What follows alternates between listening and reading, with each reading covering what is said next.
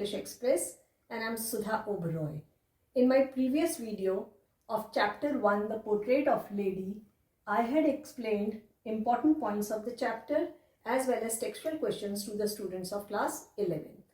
In this video, part 2 of the same chapter, The Portrait of a Lady, I am going to explain you very short question answers which are going to give you command over the minute details of the chapter, as well as important short question answers and long question answers. So keep watching the video. Here are very short question answers. I have tried to cover up all the minute details of the chapter in it. First question is, who is the main character of the chapter The Portrait of a Lady?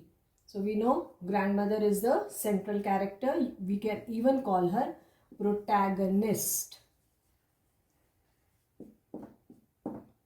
Next is, how did grandfather look in the portrait? Now grandfather looks 100 years old in the portrait. Next is, where was grandfather's portrait hung? So it was hung above the mantelpiece. Next, how did the grandmother look like? Now grandmother looked very old. She was short in stature and she was bent. Next, which animal did grandmother feed in village? You have to see village. So she fed dog in the village. Next, what did the author eat for breakfast? When he used to go to school, her grandmother used to give him thick stale chapati with butter and sugar.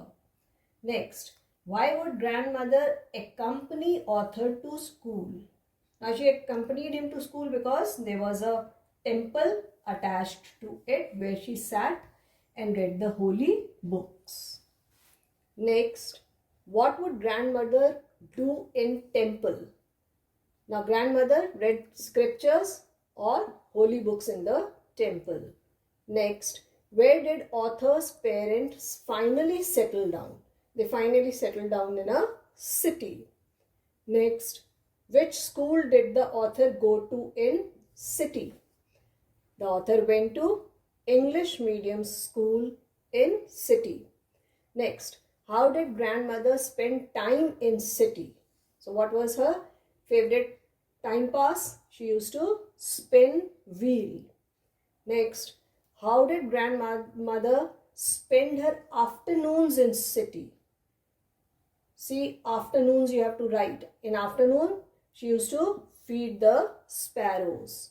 Next, how did grandmother react when the author went abroad? She was sad, but she did not show any sign of sadness.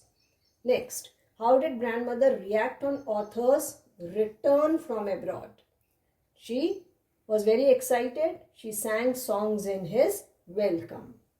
Next, what did grandmother do in her final hours? Final hours is before her death. Now in her final hours, she was very quiet and she picked up a rosary and she silently said the prayers. I hope these points, very short questions, will give you a command over the chapter. Here are short question answers and they are to be answered in 30-40 words. I will give you value points of these question answers and you will elaborate them yourself. Question number 1 is, how long did the author know his grandmother old and wrinkled?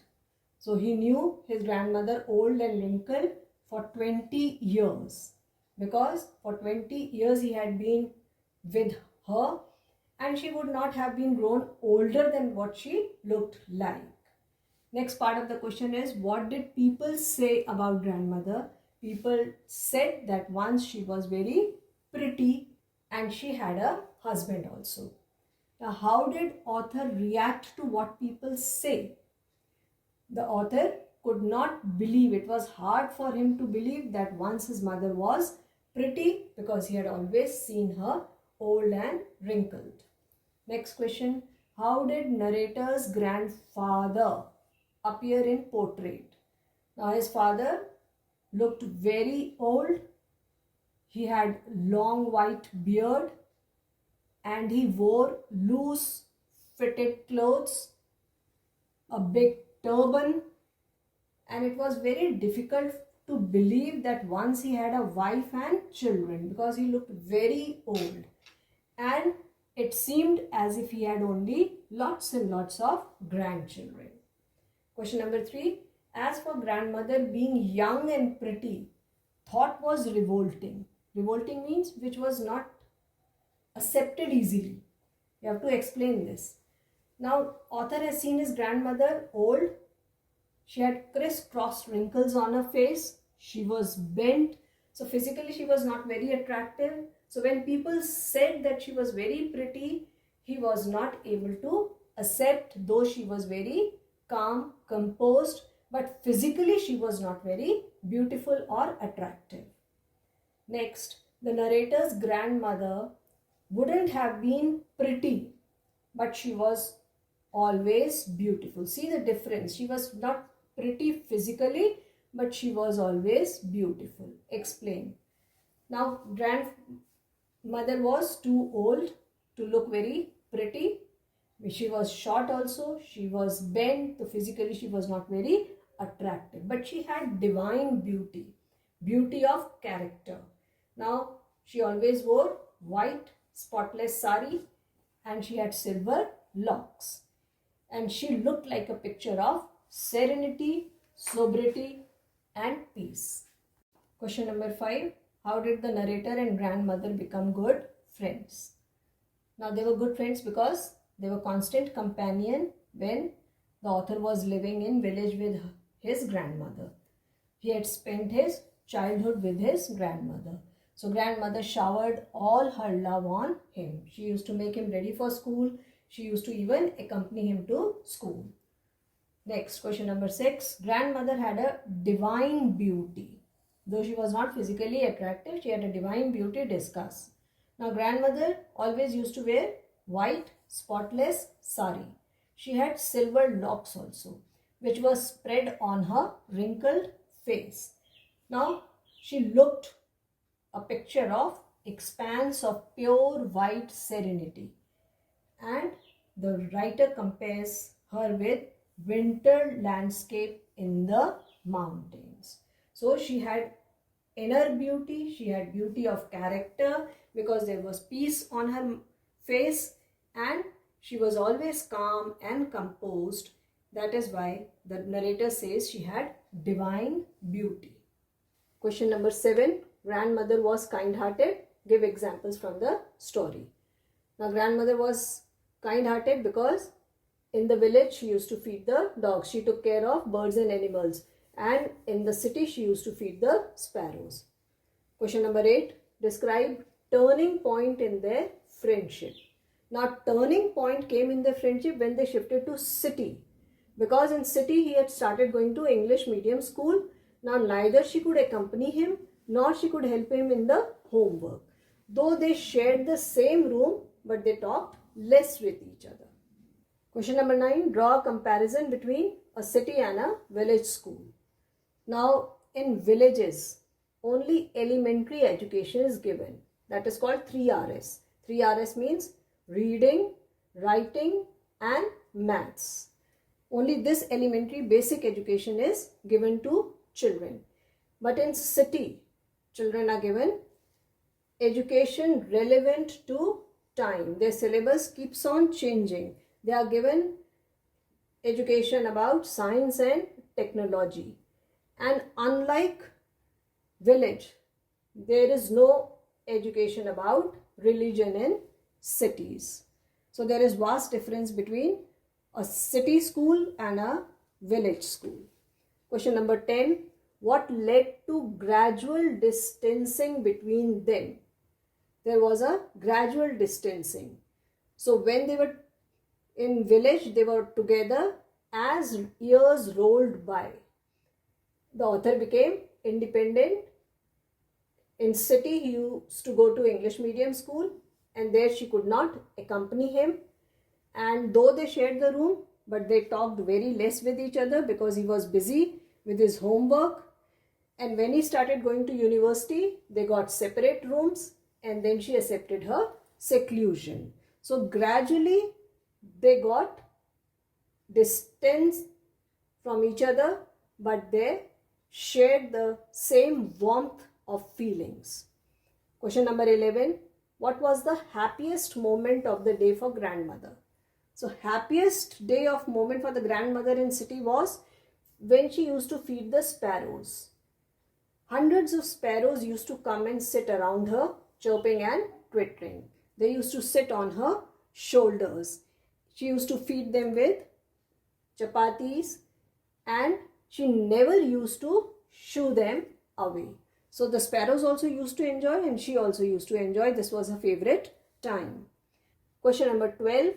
How did the grandmother see the narrator off at the railway station?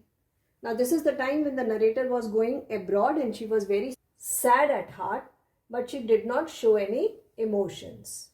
She constantly said her prayers on rosary. And when he was about to leave, she kissed him on his forehead. And the narrator cherished the moist kiss, thinking it to be perhaps the last physical contact between them. So though she was sad, she did not show any emotions. She made up her mind that she is going to wait for him for 5 years, and she did wait for him. Here are long question answers to be answered in 120 to 150 words. First question is, the grandmother herself was not educated but was serious about the author's education. Now grandmother was not educated, but even then she did not set any hurdles in his path. She wanted him to study. She was very progressive minded. In the village, she used to make him ready for the school. She used to even accompany him to the school. In city, she was disappointed because he had started going to an English medium school, but she never expressed her opposition about it. She accepted her seclusion because she knew that education was very important for him. When he was going abroad, even then she supported him. It was for 5 years, which is quite a long time. But even then she did not stop him from pursuing further education abroad. But at that time, she made her mind that she is going to wait for him. We need people with progressive mindset today to promote education among the masses. So grandmother was very progressive minded. She supported him at every step, and if parents support their children, our country can become, masses can become educated. Question number 2. Gradually the author and the grandmother saw less of each other. Was this distancing in relationship deliberate or due to demand of situation? You have to describe this. Deliberately they stopped talking to each other, or it was demand of situation. Now we know very well that the author and grandmother enjoyed a very strong bond, because when he was in the village, she was a constant companion. He was fully dependent on her. But when he came to city, he became independent as he was growing up. He had started going to English medium school also. And when he came back, she could just ask what was taught in the school, but she could not help him with the homework. She disproved the music education in school. She was unhappy that moral education was not taught in school, but she resisted her anger. She never outburst, and silently she accepted everything. So she is very adjusting also, and this is demand of the situation that she should not oppose, as he was going to a progressive school. Now gradually he became independent, and they started seeing less of each other because he was quite busy. Now, this distancing did not create any misunderstanding between them, as they understood each other's feeling very well. So, when the author was going abroad, she kissed him on his forehead and he cherished the kiss. This also proves that they cared for each other and it was not deliberate, it was demand of the situation, but they enjoyed a strong bond together. Children, I hope you will be able to elaborate the value points on your own. If you answer precisely, that is to the point, you will get full marks in your exams. So I am sure the chapter is clear to you. You can download the complete text of this video from my Facebook page, the link of which is given below. Children, if you have enjoyed this video, like, share and subscribe it. Do post your comments in the comments box below. Thank you.